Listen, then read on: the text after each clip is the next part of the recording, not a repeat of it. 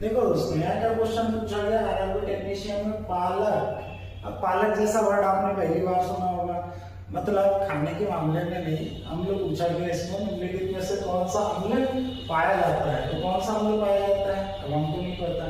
देखो यहाँ पर यदि हम फार्मिक अम्ल की बात करें तो फार्मिक अम्ल किसमें पाई जाती है, लाल चींटी या जितनी भी चींटी होती है, एंट होती है, उन सभी के डंक में पाया जाता है। और यदि पादप की बात करें तो नेटल एक प्लांट होता है, नेटल के डंक में पाया जाता है। यदि लैक्टिक एसिड की बात करें तो लैक्टिक एसिड किसमें प्रेजेंट होता है, दूध में प्रेजेंट होता है। यदि साइट्रिक एसिड बात करें तो किसमें प्रेजेंट होता है, खट्टे पदार्थों में।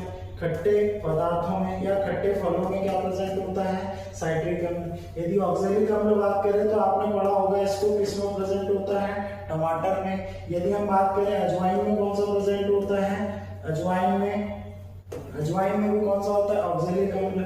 और दोस्तों यहाँ पर पालक में भी कौन सा प्रेजेंट होता है, ऑक्सैलिक अम्ल। साथ ही साथ यदि मैं कुछ और इंपॉर्टेंट अम्लों की बात करूं तो यहाँ पर इमली और अंगूर में कौन सा अम्ल प्रेजेंट होता है, इमली और अंगूर में टार्टरिक एसिड प्रेजेंट होता है। कौन सा एसिड प्रेजेंट होता है, टार्टरिक अम्ल।